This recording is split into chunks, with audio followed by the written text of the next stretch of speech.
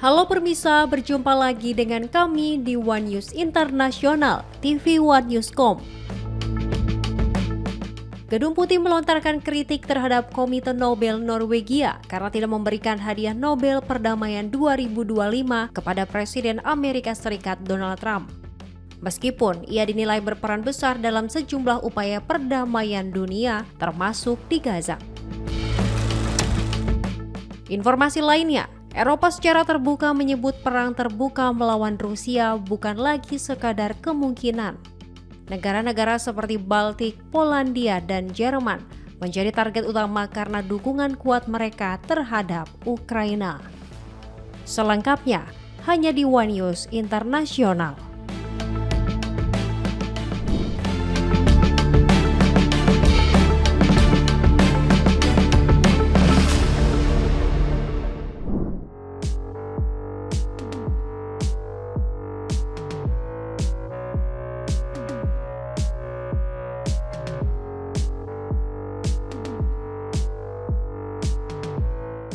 Hubungan Amerika Serikat dan China kembali memanas setelah Washington mengumumkan tarif baru 100% atas impor dari Beijing.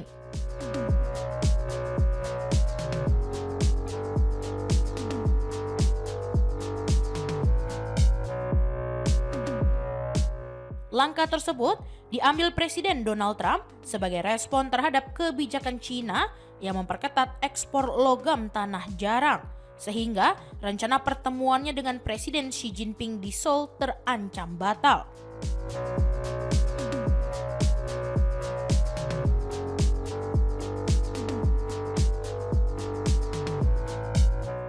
Presiden Amerika Serikat Donald Trump menyatakan tidak melihat alasan untuk bertemu dengan Presiden China Xi Jinping dalam 2 pekan mendatang. Meski sebelumnya, kedua pemimpin dijadwalkan mengadakan pertemuan di Seoul, Korea Selatan.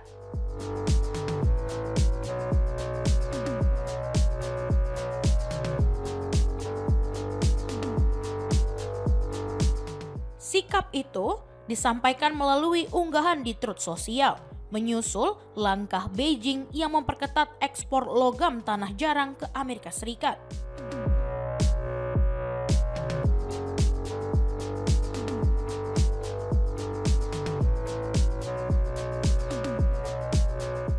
Trump kemudian mengumumkan kebijakan tarif baru sebesar 100% terhadap produk asal China yang mulai berlaku pada 1 November 2025.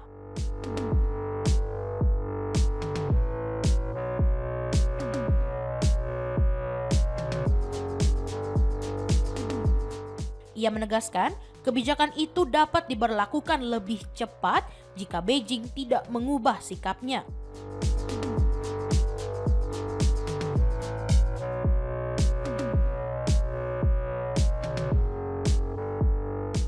Trump juga berencana memberlakukan kontrol ekspor terhadap seluruh perangkat lunak penting pada tanggal yang sama.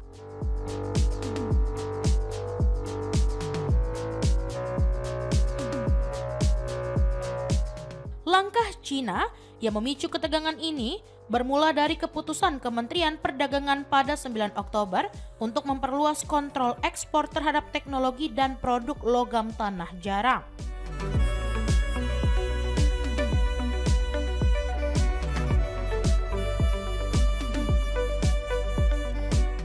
Kebijakan itu muncul tak lama setelah Washington sempat melonggarkan aturan ekspor chip Nvidia ke pasar Cina.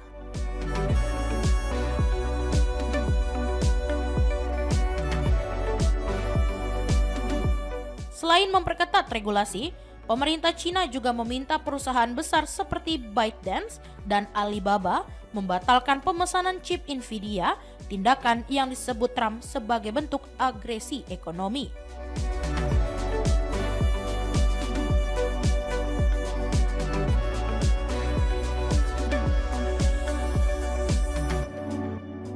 Trump menilai Beijing telah mengirim surat ke berbagai negara untuk mengumumkan rencana kontrol ekspor besar-besaran terhadap elemen produksi logam tanah jarang mulai 1 November 2025.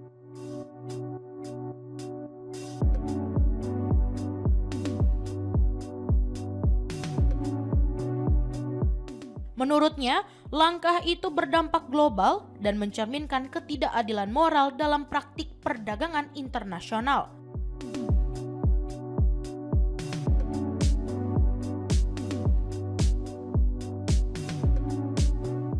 Ia menambahkan, belum ada pembicaraan langsung dengan Xi Jinping mengenai kebijakan tersebut dan menegaskan tidak melihat urgensi untuk menggelar pertemuan.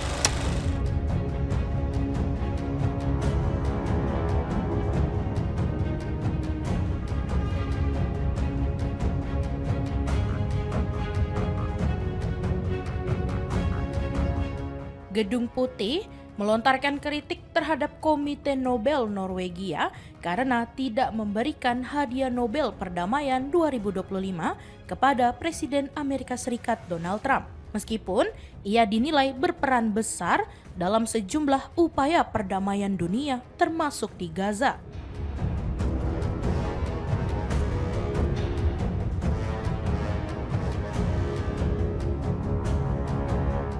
Direktur Komunikasi Gedung Putih, Stephen Chung, menilai keputusan Komite Nobel mencerminkan keberpihakan politik.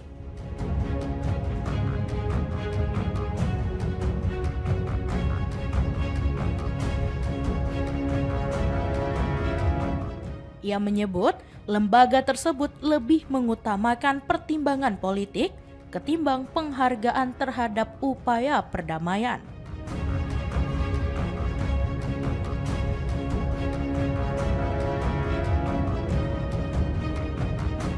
Chung menegaskan, Trump akan tetap berkomitmen untuk mendamaikan konflik di berbagai kawasan dan mengakhiri perang demi menyelamatkan nyawa manusia.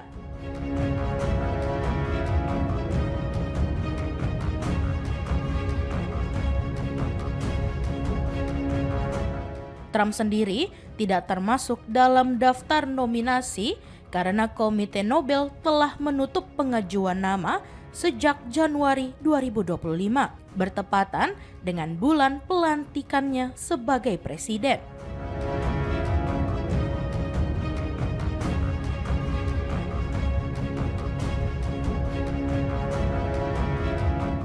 Peran diplomatiknya baru terlihat setelah itu, termasuk dalam penyelesaian konflik di India, Pakistan, Armenia, Azerbaijan, Thailand, Kamboja, serta perang di Gaza.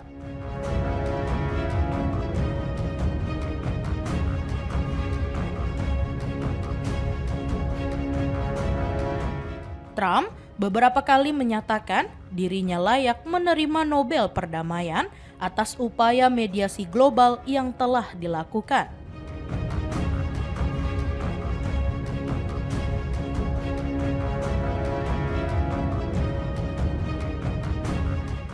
Ia bahkan sempat memperkirakan bahwa Komite Nobel akan mencari alasan untuk tidak memberikannya penghargaan tersebut.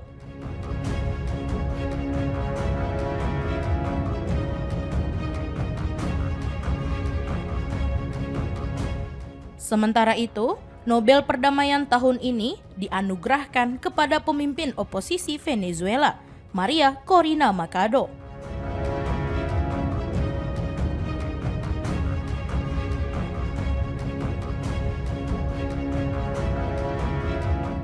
Komite Nobel memuji keberaniannya memperjuangkan demokrasi dan hak-hak rakyat di tengah pemerintahan otoriter.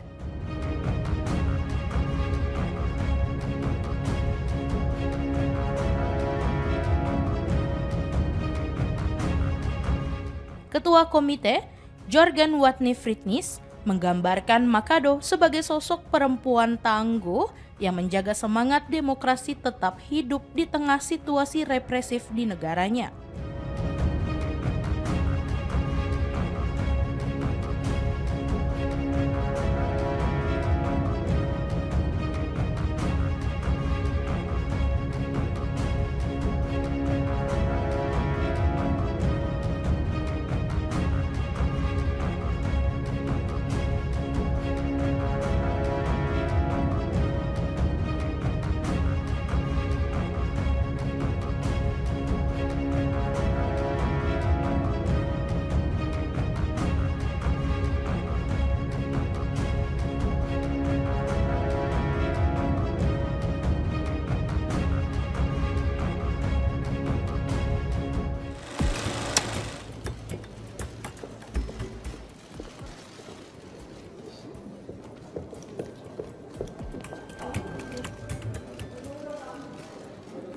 Publik tengah dihebohkan dengan sosok calon Perdana Menteri Jepang yang menjadi sorotan masyarakat Indonesia.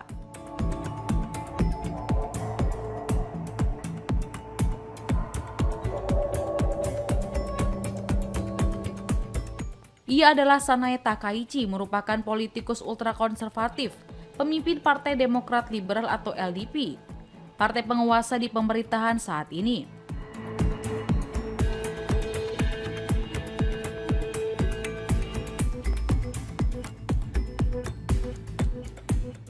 Takaichi ramai diperbincangkan usai pidatonya mengenai kerja dianggap warganet mirip dengan Presiden ke-7 RI Joko Widodo atau Jokowi.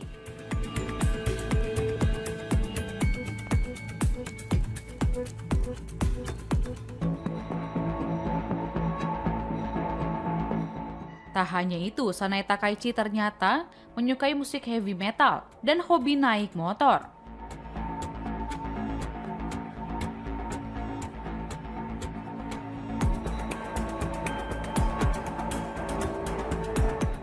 Hal itulah yang semakin membuat Sanae Takaichi mirip dengan Jokowi.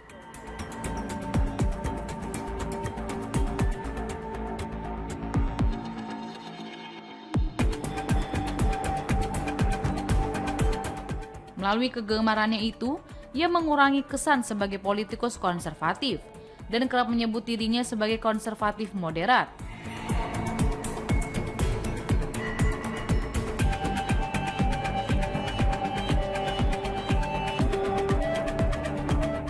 Sejak kecil, Takaichi mengaku sangat terpengaruh dengan musik-musik metal.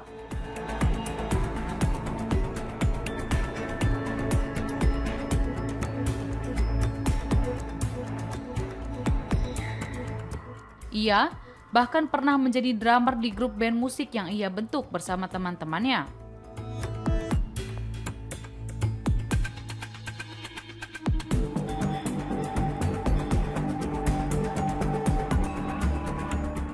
Takaichi juga seorang biker atau pengendara motor gede dengan gaya rambut warna-warni semasa remaja.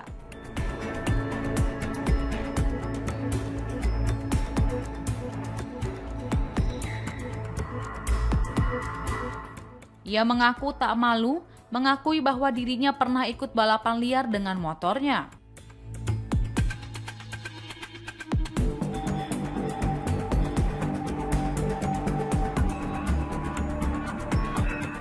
Hingga kini, Takaichi tidak pernah meninggalkan kecintaannya pada musik heavy metal, menjadi fans berat musisi cadas Demon Kaka dan X.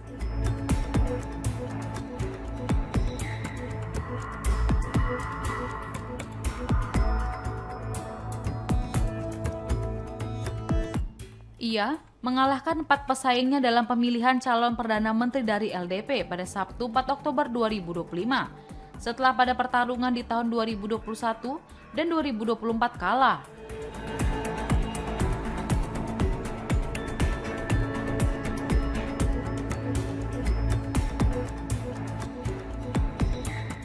Takaichi sebelumnya menjadi topik pembicaraan usai istilah work-life balance yang digaungkan menjadi trending di berbagai media sosial.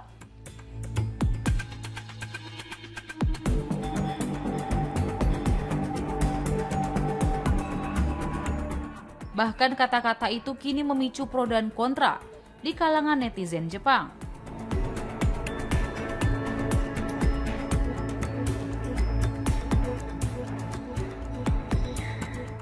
Sejumlah orang mendukung penuh slogan Takaichi, namun beberapa lainnya ada yang merasa khawatir.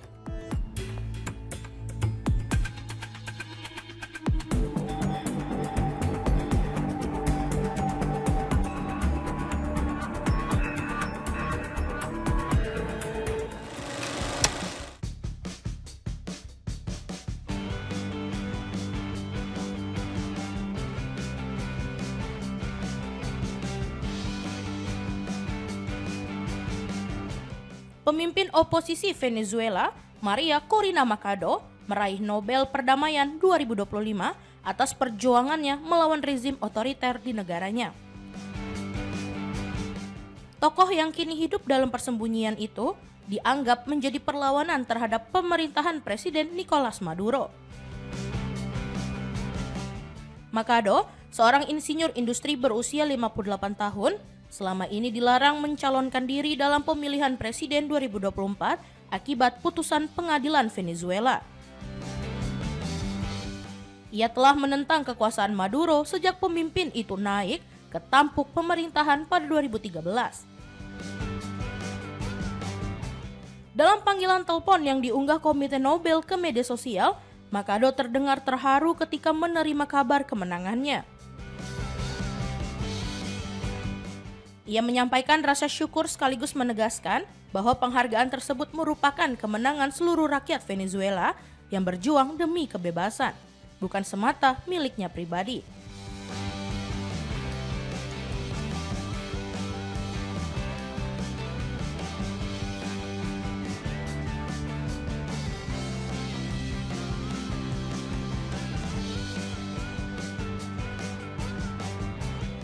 Komite Nobel Norwegia menyatakan penghargaan itu diberikan untuk menghormati keberanian para pembela kebebasan yang tetap melawan ketika kekuasaan otoriter mencoba menekan rakyatnya.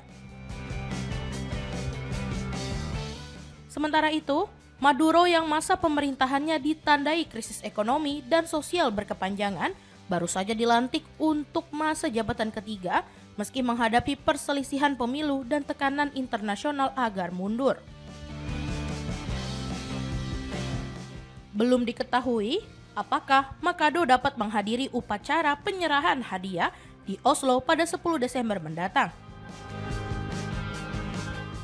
Jika tidak hadir, ia akan bergabung dengan deretan penerima Nobel Perdamaian yang absen dalam sejarah penghargaan tersebut, seperti Andrei Sakharov, Lech Walesa, dan Aung San Suu Kyi.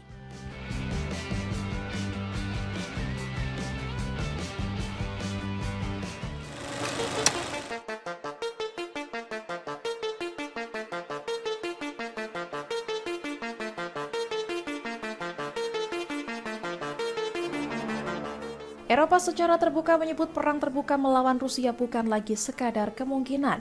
Negara-negara seperti Baltik, Polandia, dan Jerman menjadi target utama karena dukungan kuat mereka terhadap Ukraina.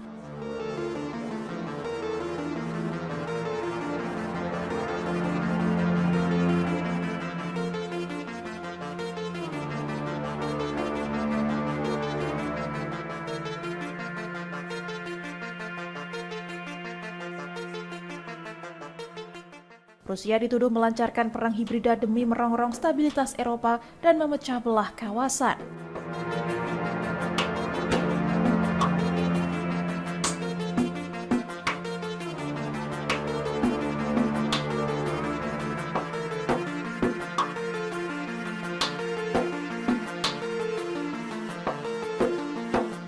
Insiden yang dituding sebagai bagian dari perang hibrida termasuk pelanggaran ruang udara, penggunaan drone, serangan siber, dan sabotase kabel bawah laut.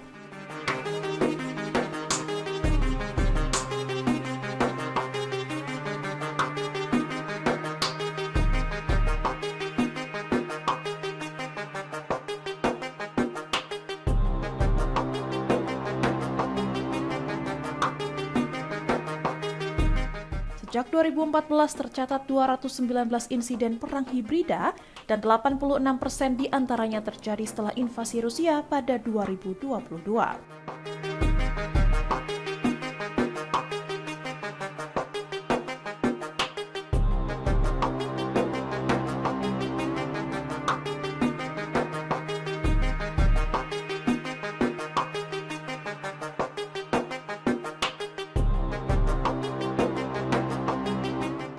Tuduhan ini mendapat respons bantahan langsung dari pihak Rusia. Komisi Eropa lewat pemimpinnya menegaskan bahwa Eropa tidak lagi menahan diri dalam menghadapi tekanan Rusia.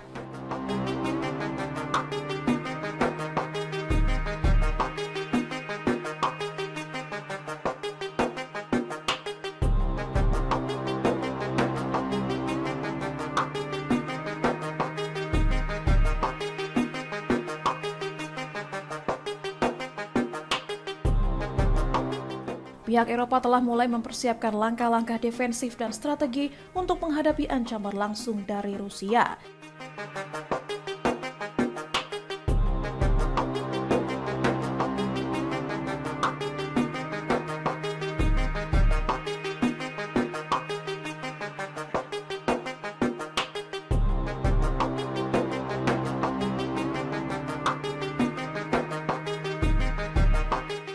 Kebijakan bersama kini diarahkan pada koordinasi militer, intelijen, dan keamanan untuk merespons agresi Rusia secara kolektif.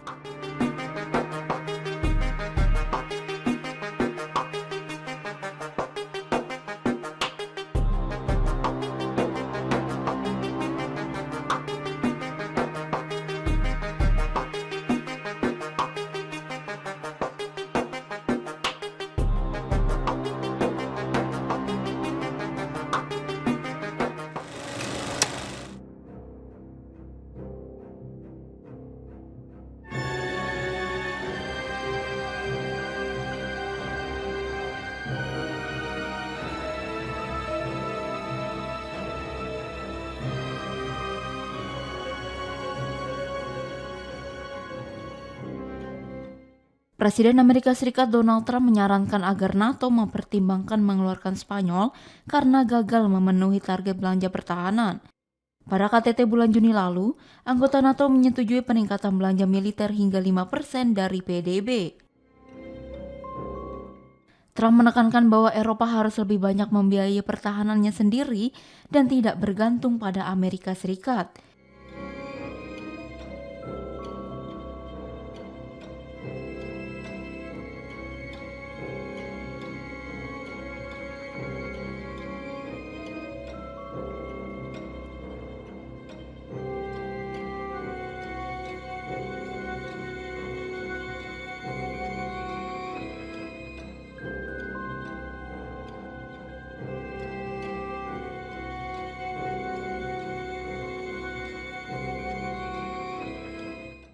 Perdana Menteri Spanyol Pedro Sánchez menolak target belanja pertahanan 5% dengan alasan bertentangan dengan visi negara. Sánchez menyebut target tersebut tidak sejalan dengan negara kesejahteraan yang dibangun Spanyol dan visinya dalam hubungan internasional. Dalam pertemuan di Oval Office, Trump meminta para pemimpin Eropa menekan Spanyol agar meningkatkan komitmennya di NATO.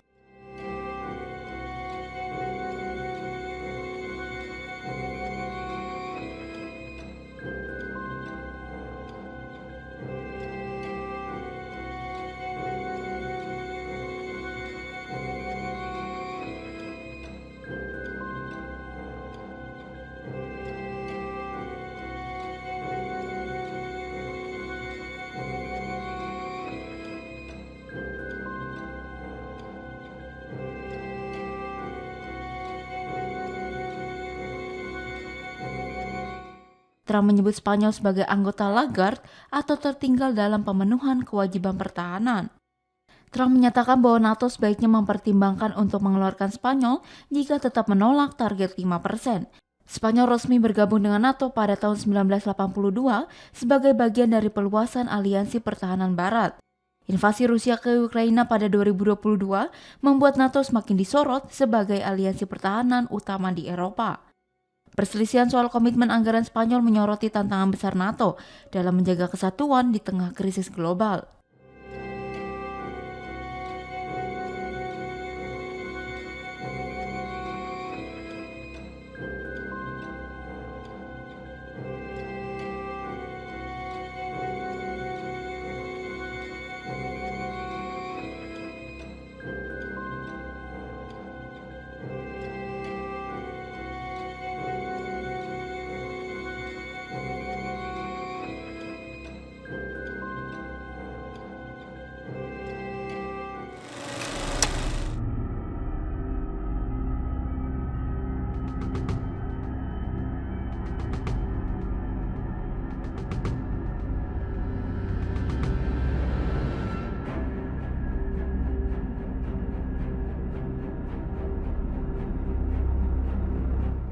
Sejumlah anggota parlemen oposisi Peru mengajukan mosi pemakzulan terbaru terhadap Presiden Dina Boluarte pada Kamis 9 Oktober. Mosi tersebut menuduh Boluarte melakukan ketidakmampuan moral permanen yang membuatnya tidak layak menjabat sebagai Presiden Peru. Sedikitnya 34 anggota parlemen lintas partai telah menandatangani dokumen mosi tersebut sebagai langkah awal pemakzulan.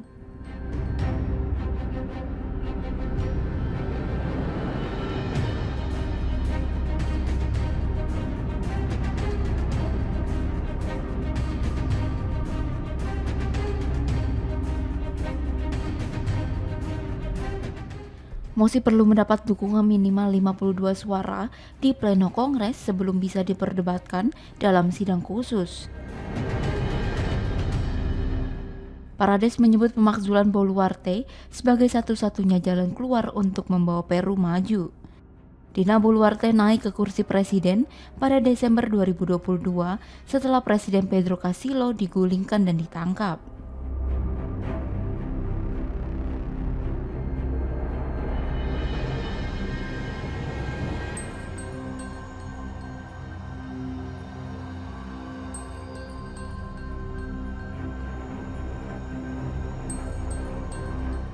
Langsarnya Castillo memicu protes mematikan selama berbulan-bulan di wilayah pedesaan Andes dan komunitas adat. Boluarte dituding terlibat dalam pengayaan ilegal, skandal Rolex Gate, hingga keputusan kontroversial menggandakan gajinya. Popularitas Boluarte menurun tajam dengan tingkat persetujuan hanya berkisar 2% hingga 4% menurut survei terbaru. Sejak 2018, Peru sudah berganti 6 presiden, dengan 4 mantan pemimpinnya kini mendekam di penjara.